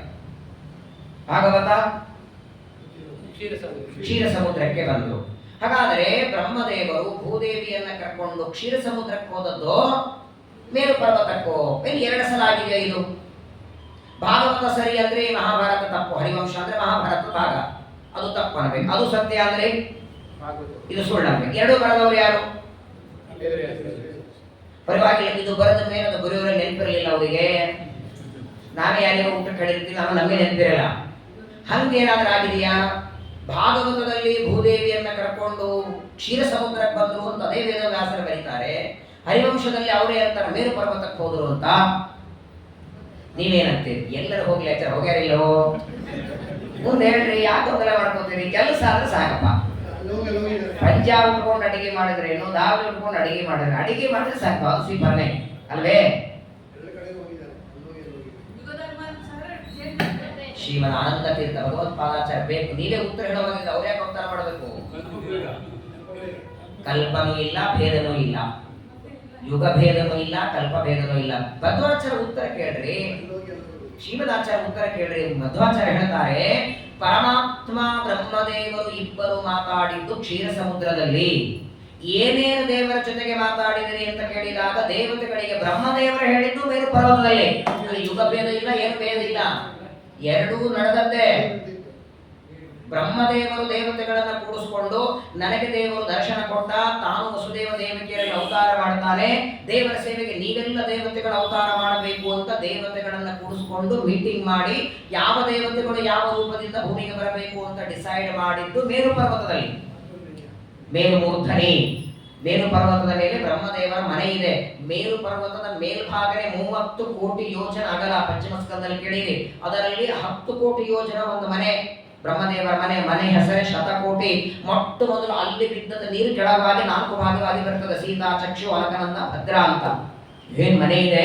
ಆ ಬ್ರಹ್ಮದೇವರ ಮನೆಯ 4 ದಿಗ್ಭಾಗ, ಎಡಭಾಗ ಬಲಭಾಗದಲ್ಲಿ ದಿಕ್ಕು ದೇವತೆಗಳ ಮನೆ. ನಾವೇನು ಪೂರ್ವಕ್ಕೆ ಇಂದ್ರ, ಆಗ್ನೇಯಕ್ಕೆ ಅಗ್ನಿ, ದಕ್ಷಿಣಕ್ಕೆ ಯಮ, ನೈಋತ್ಯಕ್ಕೆ ನಿವೃತ್ತಿ, ಪಶ್ಚಿಮಕ್ಕೆ ವರುಣ ಅಂತ ಪೂಜೆ ಮಾಡ್ತೀವೋ 8 ದಿಕ್ಪಾಲ ದೇವತೆಗಳ ಮನೆ ಮೇರು ಪರ್ವತದ ಮೇಲೆ ಬ್ರಹ್ಮದೇವರ ಮನೆ ಸುತ್ತು ಭಾಗದಲ್ಲಿದೆ. 1,00,000 ಯೋಜನೆ ಎತ್ತರ ಮೇರು ಪರ್ವತ, 16,000 ಯೋಜನೆ ಭೂಮಿಯಲ್ಲಿ ಹೋಗಿದೆ, 84,000 ಯೋಜನೆ ಮೇಲೆ ಇದೆ. ಹಾಗಾಗಿ ಶ್ರೀಮದಾಚಾರ್ಯ ಎರಡೂ ನಡೆದದ್ದು. ಒಂದು ನಡೆದದ್ದು ಪರಮಾತ್ಮ ಕ್ಷೀರ ಸಮುದ್ರದಲ್ಲಿ ಭಗವಂತ ದರ್ಶನ ಕೊಟ್ಟ, ತಾನು ಬ್ರಹ್ಮದೇವರ ಜೊತೆಗೆ ಎಲ್ಲ ವಿಚಾರವನ್ನು ಮಾತಾಡಿದ ಮೇಲೆ ಬ್ರಹ್ಮದೇವರಿಗೆ ದೇವತೆಗಳಂತ ನಮ್ಗೇನು ಅರ್ಥ ಆಗಲಿಲ್ಲ. ಯಾರ ಜೊತೆಗೆ ಮಾತಾಡಿದ್ರೆ ಏನೂ ಅರ್ಥ ಆಗಲಿಲ್ಲ. ಹಾಗಾದ್ರೆ ನಡೀರಿ ನನ್ನ ಜೊತೆಗೆ ಅಂತ ಎಲ್ಲರನ್ನ ಕರ್ಕೊಂಡು ಮೇರು ಪರ್ವತಕ್ಕೆ ಬಂದು ತಮ್ಮ ಆ ದಿವ್ಯವಾದಂತಹ ಶತಕೋಟಿ ಅನ್ನೋ ಮನೆಯಲ್ಲಿ ಒಂದು ಸಭೆಯನ್ನು ನಿರ್ಮಾಣ ಮಾಡಿ ಸಭೆಯಲ್ಲಿ ಎಲ್ಲರನ್ನ ಕೂಡಿಸಿಕೊಂಡು ಬ್ರಹ್ಮದೇವರ ಆಜ್ಞೆ ಮಾಡ್ತಾರೆ. ಬ್ರಹ್ಮದೇವರಂತಾರೆ, ವಸುದೇವ ಗ್ರಹೇ ಸಾಕ್ಷಾತ್ ಭಗವಾನ್ ಪುರುಷ ಪರಃ ಜನಿಷ್ಯತೆ ತತ್ಪ್ರಿಯಾರ್ಥಂ ಸಂಭವಂತು ಸುರಸ್ತ್ರೀಯ. ವಸುದೇವನ ಹೆಂಡತಿಯಾದ ದೇವಕಿಯ ಗರ್ಭದಲ್ಲಿ ಪರಮಾತ್ಮ ಅವತಾರ ಮಾಡ್ತಾನೆ. ಅವರ ಸೇವೆಗೆ ನೀವೆಲ್ಲರೂ ಅವತಾರ ಮಾಡಬೇಕು ಅಂತ ಮಾತಾಡ್ತಾರೆ ದೇವತೆಗಳಿಗೆ. ನೀವು ಒಬ್ಬರೇ ಹೋಗಬೇಡಿ, ಪರಿವಾರ ಸಹಿತವಾಗಿ ಹೋಗಿ. ಕೆಲವು ದೇವತೆಗಳು ಪರಿವಾರ ಸಹಿತವಾಗಿಯೇ ಬಂದಿದ್ದಾರೆ ಭಗವಂತನ ಸೇವೆಗೆ. ಯಾಕಂದ್ರೆ ದೇವತೆಗಳು ತಮ್ಮ ಹೆಂಡತಿಯ ಜೊತೆಗೆ ಭೂಮಿಗೆ ಬಂದ್ರೇನೆ ಅವರು ಮದುವೆ ಮಾಡ್ಕೊಳ್ಳಿಕ್ ಸಾಧ್ಯ. ಹಾಗಾಗಿ ಪರಿವಾರ ಸಹಿತವಾಗಿ ನೀವು ಎಲ್ಲರೂ ಕೂಡ ಯಾದವರಲ್ಲಿ ಅವತಾರ ಮಾಡಿ. ಪರಮಾತ್ಮ ಮೊಟ್ಟ ಮೊದಲಿಗೆ ಬ್ರಹ್ಮದೇವರು ಹೇಳಿದರು, ಶೇಷದೇವರನ್ನ ಕರೆದು ಹೇಳ್ತಾರೆ, ನೀನು ರಾಮಾವತಾರದಲ್ಲಿ ತಮ್ಮನಾಗಿ ಸೇವೆ ಮಾಡಿದ್ದಿ, ಲಕ್ಷ್ಮಣನಾಗಿ ನೀನು ಮಾಡಿದ ಸೇವೆಗೆ ಪರಮಾತ್ಮ ಅನುಗ್ರಹ ಮಾಡಿ ಈ ಕೃಷ್ಣಾವತಾರದಲ್ಲಿ ನೀನು ಅಣ್ಣಾಗಬೇಕು ಅಂತ ಆಜ್ಞೆ ಮಾಡಿದ್ದಾನೆ. ದೇವರಿಗೆ ಅಣ್ಣಾಗಿಣ್ಣ ಅವಕ್ಕಿಂತ ದೊಡ್ಡವರು ಯಾರಿಲ್ಲ, ಅತ್ಯತಿಷ್ಠ ದಶಾಂಗುಲಂ. ಆದರೂ ಒಂದು ಆದರ ಗೌರವವನ್ನು ಸೂಚನೆ ಮಾಡುವುದಕ್ಕೆ ನೀನನ್ನ ಅಣ್ಣಾಗಿ ಪರಮಾತ್ಮನೇ ಆಜ್ಞೆ ಮಾಡಿದ್ದಾನೆ. ಎಂತಹ ಸೇವೆಯದು! ಪ್ರಾಯ ರಾಮಾಯಣದಲ್ಲಿ ಲಕ್ಷ್ಮಣನ ಸೇವೆಯೇ ಒಂದು ವಾರ ಕೇಳುವಷ್ಟಿದೆ. ಶ್ರೀರಾಮ ಯಾವಾಗ ಮದುವೆ ಮಾಡಿಕೊಂಡು ಅಯೋಧ್ಯೆಗೆ ಬರ್ತಾರೆ ರಾಮ ಲಕ್ಷ್ಮಣರೆಲ್ಲರೂ, ವನವಾಸಕ್ಕೆ ಹೊರಡುವಾಗ ಸೀತಾದೇವಿಯನ್ನು ಕರ್ಕೊಂಡು ಹೊರಟ ರಾಮ, ಆಗ ಲಕ್ಷ್ಮಣ ತಾನು ಊರುಗಳೇ ಕರ್ಕೊಂಡು ಹೋಗ್ಬೇಕಾಗಿತ್ತಲ್ಲ. ಹೌದು, ಮದುವೆ ಆಗ 1-2 ವರ್ಷ ಆಗಿತ್ತು, ಸಂಸಾರ ಆಗಿತ್ತು, ಒಂದು ಮಗು ಹುಟ್ಟಿದ್ರೆ ಬೇರೆ ಬೇರೆ, ಮದುವೆ ಆಗಿ 2-3 ದಿನ ಆಗಿದೆ. ರಾಮನೇ ಹೆಂಡತಿಯನ್ನು ಕರ್ಕೊಂಡು ಹೋಗುವಾಗ ತಾನು ಊರು ಊರ್ಮಿಳೆ ಬಿಟ್ಟು ಹೋಗ್ತಾನೆ. ತ್ಯಾಗ ಅಂದಾಗ ಲಕ್ಷ್ಮಣನ ತ್ಯಾಗ. ಯಾಕೆ ಊರ್ಮಿಳನ ಕರ್ಕೊಂಡು ಹೋಗು, ನೀನು ಅವಳು ನಿನ್ನ ಜೊತೆಗೆ ಸೇವೆ ಮಾಡ್ತಾಳಂದ್ರೆ ಅವಳನ್ನ ಅರಣ್ಯ ಕರ್ಕೊಂಡು ಹೋದ್ರೆ ಅವಳನ್ನ ನೋಡೋ ನೆಪದಲ್ಲಿ ರಾಮನ ಸೇವೆಗೆ ಭಂಗ ಬರ್ತದೆ. ನಾನು ಏಕಾಂತದಲ್ಲಿ ಸೇವೆ ಮಾಡಬೇಕು, ನನಗೆ ಯಾರು ಒತ್ತಾಯ ಬೇಡ, ನಾನು ಬರೋವರೆಗೂ ಅವಳು ಬ್ರಹ್ಮಚಾರ್ಯ ಇಲ್ಲಿ ಇರಲಿ ಅಂತಾಳೆ. ಇನ್ನು ಇಬ್ಬರು ಮಾತನ್ನು ಮರಿಬಾರದು. ಲಕ್ಷ್ಮಣ ಹೊರಟಾಗ ತಾಯಿ ಸುಮಿತ್ರಾದೇವಿ ಹೇಳುವ ಮಾತು, ಪ್ರಾಯ ಜಗತ್ತೊಳಗೆ ಯಾವ ತಾಯಿನೂ ಅನ್ನಲ್ಲ, ಅಲ್ವಾ ಸೊಸೆ ಬಿಟ್ಟು ಒಬ್ಬರೇ ಹೋಗ್ತಿಲ್ಲ, ಸೊಸೆಯನ್ನು ಕರ್ಕೊಂಡು ಹೋಗ ಅನ್ನೋ ತಾಯಿಯಂದಿರಿದ್ದಾರೆ. ರಾಮನ ಸೇವೆಗೆ ಹೆಂಡತಿಯನ್ನು ಬಿಟ್ಟು ಹೋಗ್ತೀನಿ ಅಂದಾಗ ನಿನ್ನಂತ ಮಗನನ್ನು ಪಡೆದ ನಾನು ಧನ್ಯನಾದೆ ಅಂತಾಳೆ. ಊರ್ಮಿಳ ಅಂತ ನಿಮ್ಮಂತ ಗಂಡ ಪಡೋ ಧನ್ಯನಾದೆ, ನೀವು ಅಲ್ಲಿ ಸೇವೆ ಮಾಡಿ, ನೀವು ಬರೋವರೆಗೆ ನಾನು ಬ್ರಹ್ಮಚಾರಿ ಇಲ್ಲಿ ಕಾಯ್ತೇನೆ ಅಂತ. ಯಾಕ ಒಂದು ದಿನ ತನಗೋಸ್ಕರ ಒದ್ದಾಡದವನಲ್ಲ ರೀ. ಹಸಿವೆ ಅಂದಿಲ್ಲ, ನೀರಡಿಕೆ ಅಂದಿಲ್ಲ. ಹಗಲು ರಾತ್ರಿ ರಾಮ ಸೀತೆಯರಿಗೆ ಮನೆ ಕಟ್ಟೋದು, ಎಲೆಗಳು ತರೋದು, ಅವರಿಗೆ ಊಟಕ್ಕೆ ವ್ಯವಸ್ಥೆ, ಅವ್ರಿಗೆ ಮಲಗೋದಕ್ಕೆ. ರಾತ್ರಿ ಹೊತ್ತು ರಾಮ ಸೀತೆಯರ ಮಲಗಿದ್ರೆ ಹೊರಗಡೆ ಕೂತ್ಕೊಂಡು ಕಾಯ್ತಿದ್ದ. ನಿನಗೋಸ್ಕರ ಏನಾದ್ರೂ ಮಾಡ್ಕೊಳ್ಳೋ ಅಂತ ರಾಮ ಅಂದ್ರೆ ಬೇಡ ನನಗೆ ಅಂತಿದ್ದ.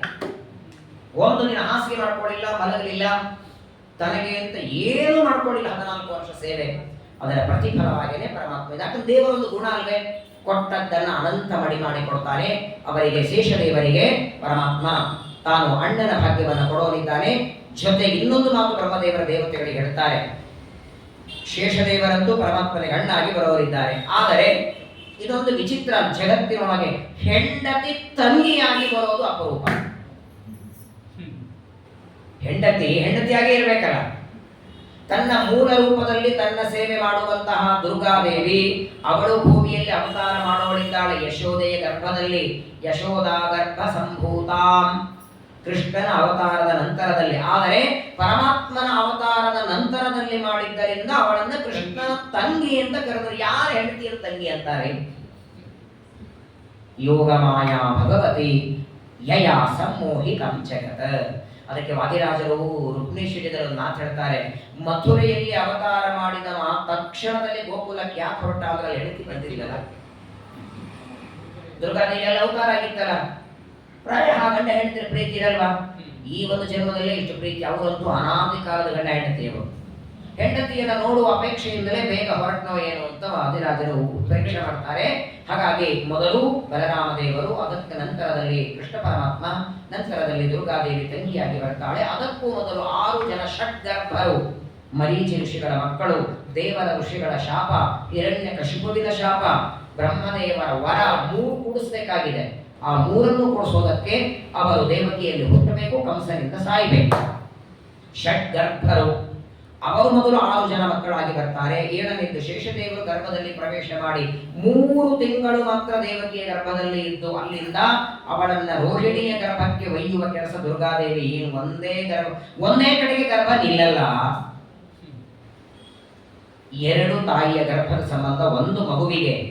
ಪ್ರಾಯ ಜಗತ್ತೊಳಗೆ ಒಬ್ಬ ತಾಯಿಗೆ 3 ಜನ ಮಕ್ಕಳು ಇರ್ತಾರೆ, ಒಂದು ಮಗುವಿಗೆ 2 ತಾಯಿ ಗರ್ಭ ಇರಲ್ಲ. ಇದನ್ನ ಗರ್ಭ ಸಂಕರ್ಷಣ. ಇಲ್ಲಿಂದ ಎಳೆದು ಇಲ್ಲಿ 3 ತಿಂಗಳಲ್ಲಿ 9, 8, 7 ತಿಂಗಳಲ್ಲಿ 10 ತಿಂಗಳ ದಾಟಿ ಬಲರಾಮದೇವರು ಹುಟ್ಟಿ ಬರ್ತಾರೆ. ಹೀಗೆ ದೇವತೆಗಳಿಗೆಲ್ಲ ಆಜ್ಞೆ ಮಾಡಿ ಬ್ರಹ್ಮದೇವರು ಭೂದೇವಿಗೆ ಅಂತಾರೆ, ಈಗ ಯಾಕಮ್ಮ ಕಣ್ಣೀರು ನಿನಗೆ? ಕಣ್ಣೀರು ಬರ್ಸ್ಕೊಂಡು, ಯಾವ ಕಣ್ಣೀರಿಟ್ಕೊಂಡು ಭೂದೇವಿ ಬ್ರಹ್ಮದೇವರ ಹತ್ರ ಅಳತಾ ನಿಂತಿದ್ದಾಳೆ. ಬ್ರಹ್ಮದೇವರಂತಾರೆ, ನೋಡು, ನಿನ್ನ ಭಾರ ಪರಿಹಾರಕ್ಕೆ, ನಿನ್ನ ಮೇಲೆ ಓಡಾಡುವ ದೈತ್ಯ ಸಂಹಾರಕ್ಕೆ ಯಾರನ್ನು ಕಳಿಸ್ತೇನೆ ಅನ್ನಲಿಲ್ಲ, ನಾನೇ ಬರ್ತೀನಿ ಅಂತಿದ್ದಾನೆ ದೇವರು. ಇನ್ನು ಮೇಲೆ ಅವರ ಪುಟ್ಟ ಹೆಜ್ಜೆಗಳೆಲ್ಲ ನಿನ್ನ ಮೇಲೆ ಓಡಾಡುತ್ತಮ್ಮ, ಇನ್ನು ಮೇಲೆ ಚಿಂತೆ ಮಾಡಬೇಡ ಅಂತ ಭೂದೇವಿಯನ್ನ ಸಮಾಧಾನ ಮಾಡಿ ಬ್ರಹ್ಮದೇವರು ದೇವತೆಗಳಿಗೆಲ್ಲ ಮೇರು ಪರ್ವತದಲ್ಲಿ ಯಾರ್ಯಾರು ಅವತಾರ ಮಾಡಬೇಕನ್ನೋದನ್ನೆಲ್ಲ ತಿಳಿಸಿ, ಈ ಕಡೆ ಬ್ರಹ್ಮದೇವರು ಮತ್ತೆ ತಮ್ಮ ಸತ್ಯಲೋಕಕ್ಕೆ ಹೋಗಿಬಿಡ್ತಾರೆ.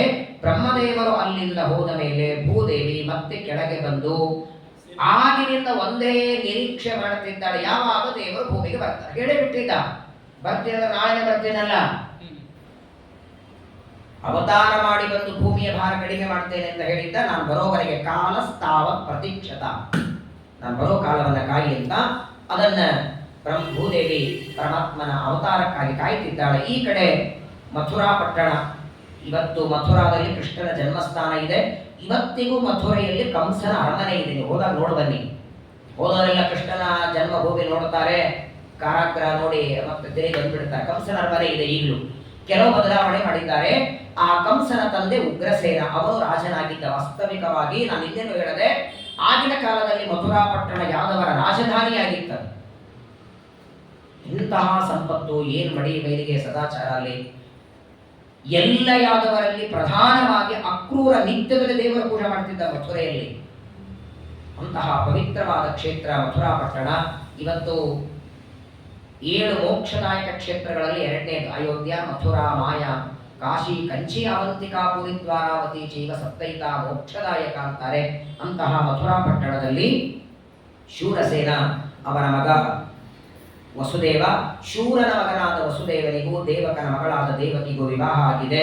ವಿವಾಹದಲ್ಲಿ ನೋಡಿ, ಸಾಮಾನ್ಯವಾಗಿ ಮಗಳನ್ನ ಮದುವೆ ಮಾಡಿಕೊಡುವಾಗ ವರದಕ್ಷಿಣೆ ಅಂತ ಏನ್ ಕೊಡ್ತಾರೆ? ಮೊದಲೆಲ್ಲ ವರದಕ್ಷಿಣೆ ಇರಲಿಲ್ಲ, ಆಮೇಲೆ ಕೊಡ್ತಿದ್ರು ಕೂಡ. ಇವಾಗೆಲ್ಲ ಬೆಳ್ಳಿ ಕೊಡ್ತಾರೆ, ಬಂಗಾರ ಕೊಡ್ತಾರೆ. ಬಹಳ ಆದರೆ ಆ ವಧುವರರಿಗೆ ಮುಂದೆ ಬೇಕಾದ ಪಾತ್ರೆಗಳನ್ನು ಕೊಟ್ಟಿರ್ತಾರೆ. ಪರಮಾತ್ಮನಿಗೆ, ಶ್ರೀನಿವಾಸನಿಗೆ ಶತಭಾರದ ಕಿರೀಟವನ್ನೇ ವರದಕ್ಷಿಣೆಯಾಗಿ ಕೊಟ್ಟಿದ್ದ. ಇಲ್ಲಿ ಏನೇನು ಕೊಟ್ಟಿದ್ದ ನೋಡಿ, ಭಾಗವತ ಹೇಳ್ತದೆ. ಶೂರರಾಜ ದೇವಕರಾಜ ದೇವಕಿಯನ್ನ ವಸುದೇವನಿಗೆ ಕೊಟ್ಟು ಮದುವೆಯನ್ನ ಮಾಡಬೇಕಾದಾಗ 1800 ರಥಗಳನ್ನ ಕೊಟ್ಟಿದ್ದ, 1400 ಆನೆಗಳು, 15,000 ಕುದುರೆಗಳು. ವರದಕ್ಷಿಣೆ ಇದೆಲ್ಲ 1800 ರಥಗಳು, 1400 ಆನೆಗಳು, 15,000 ಕುದುರೆಗಳು, ಜೊತೆಗೆ ಒಳ್ಳೆ ಅಲಂಕಾರ ಮಾಡಿಕೊಂಡಂತಹ ಸ್ತ್ರೀಯರು, ಮನೆಯೊಳಗೆ ಕೆಲಸ ಮಾಡುವ ದಾಸದಾಸಿಯರನ್ನು 200 ಜನರನ್ನು ಕೊಟ್ಟಿದ್ದ ವರದಕ್ಷಿಣೆ. ಅಂದ್ರೆ ದೇವಕ್ಕೆ ಮದುವೆ ಮಾಡಿಕೊಂಡು ಹೋದ ಮೇಲೆ ಕೆಲಸ ಇಲ್ಲ, ಕಸ ಬಳಿಯೋರು, ತೊಳೆಯೋರು, ಪಾತ್ರೆ ತೊಳೆಯೋರು, ಅಡಿಗೆ ಮಾಡಿ ಎಲ್ಲರನ್ನು ವರದಕ್ಷಿಣೆಗೆ ಕೊಡ್ತಿದ್ರಂತೆ ಹಿಂದೆಲ್ಲ. ಚೆನ್ನಾಗಿತ್ತಲ್ವ ಅವಾಗ? ಏನೇನು ಬೇಕು, ಆ ಮದುಮಗಳು ಗಂಡನ ಮನೆಗೆ ಬಂದಾಗ ಏನೇನು ಬೇಕು, ಬೆಳ್ಳಿ ಬಂಗಾರ ಎಲ್ಲರೂ ಕೊಡ್ತಾರೆ. ರಥ ಕೊಟ್ಟದ್ದು ಸರಿ, ಕುದುರೆ ಕೊಟ್ಟದ್ದು ಸರಿ, ಆಳುಗಳನ್ನ ಸುಂದರರಾದ ಒಳ್ಳೆ ಸ್ಫುರದ್ರೂಪಿಗಳಾದ ಅಲಂಕಾರ ಮಾಡಿಕೊಂಡಂತಹ 200 ದಾಸಿಗರನ್ನ ಕೊಟ್ಟು, ಇನ್ನ ಮೇಲೆ ಯಾವ ಕೆಲಸನೂ ದೇವಕಿ ಮಾಡುವ ಹಾಗಿಲ್ಲ, ಅಷ್ಟು ವೈಭವದಿಂದ ಮದುವೆ ಮಾಡಿಕೊಟ್ಟಿದ್ದ. ಇಷ್ಟ್ಯಾಕೆ ಹೇಳ್ತಿದ್ದೀನಂದ್ರೆ, ಇಷ್ಟೆಲ್ಲ 18,000 ರಥ, ಕುದುರೆ ಎಲ್ಲ ವರದಕ್ಷಿಣೆಯಾಗಿ ಕೊಟ್ಟರು. ಕಾಲ ಕಳೆದದ್ದಲ್ಲಿ ಸಂಪತ್ತಿದ್ರೆಲ್ಲ ನೋಡಿ. ಮತ್ತೆ ಉಮಾಮಹೇಶ್ವರ ಸಂವಾದದಲ್ಲಿ ಪಾರ್ವತಿ ಪ್ರಶ್ನೆ ಕೇಳ್ತಾಳೆ, ಜಗತ್ತೊಳಗೆ ನಿಜವಾದ ಭಿಕ್ಷುಕ ಯಾರು, ಬಡವ ಅಂದ್ರೆ ಯಾರು ಅಂತ. ಸಂಪತ್ತಿದ್ದವಲ್ಲ, ಸಂಪತ್ತಿದ್ರು ಭೋಗ ಮಾಡ್ಲಿಕ್ಕೆ ಪುಣ್ಯ ಯಾರಿಗಿಲ್ಲ ನೋಡಿ, ಅವನು ಬಡವ ಅಂತ ರುದ್ರದೇವರು. ನಿಮ್ಮ ಹತ್ರ ಬೇಕಾದಷ್ಟು ಕೋಟಿಗಟ್ಟಲೆ ಆಸ್ತಿ ಇದೆ, ಮೈ ತುಂಬಾ ಹೋಗಿದೆ, ನೀವು ತಿನ್ನೋ ಹಾಗಿಲ್ಲ. ಉಳಿದವರೆಲ್ಲ ತಿಂತಿರ್ತಾರೆ, ಚಟ್ಲಿ ಗಿಡಗಂಚಿ, ನೀವು ನೋಡ್ತಾ ಕೂತಿರ್ಬೇಕು. ಇಷ್ಟೇ ರವ ಹುರಿದು ಗಂಜಿ ಮಾಡಿ ಕುಡಿಬೇಕು, ಅದಕ್ಕೂ ತುಪ್ಪ ಹಾಕ್ಬೇಡ್ರಿ, ಉಪ್ಪು ಹಾಕ್ಬೇಡ್ರಿ ಅಂತ ಡಾಕ್ಟರ್ ಹೇಳಿರ್ತಾರೆ. ಸಂಪಾದನೆ ಅವನೇ ಮಾಡಬೇಕು, ಸಂಪಾದನೆ ಈ ಯಜಮಾನ ಮಾಡಬೇಕು, ಭೋಗ ಇನ್ನವರು ಮಾಡ್ತಿರ್ತಾರೆ. ಸಂಪಾದನೆಗೂ ಪುಣ್ಯ ಬೇಕು, ಸಂಪಾದನೆ ಮಾಡಿದ ಸಂಪತ್ತು ಭೋಗ ಮಾಡ್ಲಿಕ್ಕೂ ಪುಣ್ಯ ಬೇಕು. ಪ್ರಪಂಚದಲ್ಲಿ ಕೆಲವರಿಗೆ ಭೋಗದ ಪುಣ್ಯ ಇರುತ್ತೆ, ಸಂಪತ್ತಿರಲ್ಲ. ಹಾಗಾಗಿ ಯಾರಲ್ಲೂ ಹೋಗ್ತಾರೆ, ಊಟ ಮಾಡಿ ಬಂದ್ಬಿಡ್ತಾರೆ. ಈಗ ನೋಡಿ, ಬೇಕಾದ್ರೆ ನಾಡಿದ್ದು ದ್ವಾದಶಿ ವ್ರತ ಮುಗೀತದೆ, ಎಷ್ಟೋ ಜನ ಮನೆಯಲ್ಲೇ ಅಡಿಗೆ ಮಾಡ್ಕೊಂಡು ಊಟ ಮಾಡ್ಬೇಕು. ಅವ್ರ ಪಾಪ ಎಂಟೋ ಹತ್ರ ಅಡಿಗೆ ಮಾಡ್ಕೊಂಡು ಕೂರ್ತಾರೆ. ಕೆಲವರಿಗೆ ಅಡಿಗೆ ಆಗಲ್ಲ, ಇಂಥ ಸಂಘದಲ್ಲಿ ಬರ್ತಾರೆ, ಬದಿ ಹೊಡ್ಕೋತಾರೆ, ಬಡ್ತಾರೆ, ಊಟ ಹೋಗ್ಬಿಡ್ತಾರೆ. ಸಂಪತ್ತಿದ್ರೆ ಭೋಗ ಇರಲ್ಲ, ಕೆಲವರಿಗೆ ಭೋಗ ಇರುತ್ತೆ, ಹತ್ತ ಸಂಪತ್ತಿರಲ್ಲ. ಏನ್ ಪಾಪ, ಇಷ್ಟೆಲ್ಲ 1800 ರಥ, ಕುದುರೆ ಕೊಟ್ಟಿದ್ದಾನೆ. ಒಳ್ಳೆ ಶಂಖ, ತುರ್ಯ, ಮೃದಂಗಾನಿ. ನೋಡಿ, ಮದುವೆ ಆದ್ಮೇಲೆ ಸಾಮಾನ್ಯವಾಗಿ ಮೆರವಣಿಗೆ ಮಾಡೋ ಪದ್ಧತಿ ದೇಶ ಕಾಲಗಳಲ್ಲಿ ಬೇರೆ ಬೇರೆ ಇದೆ. ಬೆಂಗಳೂರಲ್ಲಿ ನಾನು ನೋಡಿಲ್ಲ, ನಾನು ಗುಲ್ಬರ್ಗದಲ್ಲಿ ಇರುವಾಗ ಅಲ್ಲಿ ನೋಡ್ತಿದ್ವಿ. ವಧುವರ ಈ ಮೆರವಣಿಗೆ ಯಾವಾಗ ಮಾಡ್ತಾರೆ ಅಂದ್ರೆ, ವರ ಪೂಜೆಗೆ ವರನನ್ನ ಕರ್ಕೊಂಡು ಬರುವಾಗ ಮೆರವಣಿಗೆ ಮಾಡಿರ್ತಾರೆ. ಹಿಂದಿನ ದಿನ ರಾತ್ರಿ ಆ ವರ ಪೂಜೆಗೆ, ಅದು ಕೂಡ 9-9:30 ಆದ ಮೇಲೆ ಮೆರವಣಿಗೆ ಶುರು. ಒಂದೆರಡು ಅಟ್ಲಿ ಹಾಕಿರ್ತಾರೆ ಕುಣಿಯವರೆಲ್ಲ, ಏನೋ ಪಟಾಕಿ ಹೊಡಿತಾ ಮಾಡ್ತಾ ಒಂದು ದೇವಸ್ಥಾನದಿಂದ ಕರ್ಕೊಂಡು ಕಲ್ಯಾಣ ಮಂಟಪ ಬರೋತ್ತಿಗೆ 1-12 1 ಗಂಟೆ ಅವ್ರ ಆಚಾರ ತುಗಾಡ್ತಿರ್ತಾರೆ ಪಾಪ. ಸಾಯಂಕಾಲ ಮಾಡಿಸ್ಬೇಕಲ್ಲ, ಎದುರುಗೊಳ್ಳೋದು. ಆ ದೈತ್ಯರ ಓಡಾಡುವ ಕಾಲ 12-12 ಬರ್ತಾರೆ. ಅನಂತರ ಮುಗಿಸ್ರಿ ಅವ್ರ ಆಚಾರ್ಯ ಪಾಪ ಯಜಮಾನ ಆಚಾರ ಅಷ್ಟೇ, ಎಲ್ಲರ ಹಾಕೋ ಖಾಲಿ ಮಾಡೋ ಹೊಟ್ಟೆ ಧ್ವನಿ ಅಂತಾರೆ ಅವ್ರ ಎಲ್ಲ. ನೋಡಿ ವಾಸ್ತವಿಕ. ಇನ್ನು ಮಹಾರಾಷ್ಟ್ರ ಕಡೆ ನೀವು ನೋಡ್ಬೇಕು, ಹಿಂದಿನ ದಿನ ರಾತ್ರಿ ಇರಲ್ಲ, ಬೆಳಗಿನ ಜಾವ ಅಕ್ಷತಾ ಮಂಟಪಕ್ಕೆ ವರನನ್ನ ಕರ್ಕೊಂಡು ಬರುವಾಗ ಮೆರವಣಿಗೆ ಇರಲ್ಲ. ಕುದುರೆ ಮೇಲೆ ಬರ್ತಿರ್ತಾರೆ, ಎದುರುಗಡೆಲ್ಲ ಕುಣಿತಿರ್ತಾರೆ. ಅಕ್ಷತಾ ಮಂಟಪಕ್ಕೆ ಬರೋವರೆಗೆ ಉಳಿದವರೆಲ್ಲ ಕುಣಿತಾರೆ. ಕುದುರೆಯಿಂದ ಹಿಡಿದು ಅವನು ಕುಣಿಲಿಕ್ಕೆ ಶುರು ಮಾಡ್ತಾನೆ. ಅವನಿಗೂ ಗೊತ್ತು ಇದು ಸಂತೋಷದ ಕೊನೆ ದಿನ ಅಂತ. ಎಷ್ಟು ಆನಂದದಿಂದ ಕುಣಿಯುವ ಕೊನೆ ದಿನ ಅಂತ ಪಾಪ ಅವನು ಕುಣಿದು ಕಲ್ಯಾಣ ಮಂಟಪ ಕಾಲಿಟ್ಟು ಬಿಡ್ತಾನೆ. ಆದ್ರೆ ಇಲ್ಲಿ ನೋಡಿ ಬಹಳ ಸುಂದರವಾದ ಭಾಗವತ ಹೇಳುತ್ತೆ, ವಧುವರರಲ್ಲಿ ಕೇವಲ ಹುಡುಗನ ಮೆರವಣಿಗೆ ಇಲ್ಲ, ಕೇವಲ ಹುಡುಗಿದು ಮಾಡ್ತಕ್ಕಂಥೆಲ್ಲ ಮದುವೆಯಾಗಿ ಅಕ್ಷತಾ ಮಂಟಪ ಆಗಿ ಅಕ್ಷತಾರೋಪಣ, ಲಾಜಾಬಂಧನ, ಕಂಕಣ ಬಂಧನ, ಮಾಂಗಲ್ಯ ಬಂಧನ ಎಲ್ಲ ಮದುವೆ ಶಾಸ್ತ್ರ ಮುಗಿದ ಮೇಲೆ ವಧುವರರಲ್ಲಿ ಲಕ್ಷ್ಮೀನಾರಾಯಣರನ್ನ ಅನುಸಂಧಾನ ಮಾಡಿ ಆ ಲಕ್ಷ್ಮೀನಾರಾಯಣರನ್ನ ವಧುವರರನ್ನ ಮೆರವಣಿಗೆ ಮಾಡೋದು ಅದೇ ಸಂಪ್ರದಾಯ. ತಮಿಳುನಾಡು ಕಡೆ ಇದೆ, ಅವ್ರ ಊರಲ್ಲಿ ಇದೆ ಅಂತ ನೋಡಿ, ಅಲ್ಲಿ ಹೋಗ್ರಿ ಆಮೇಲೆ ನೋಡಿ ಇದೆ.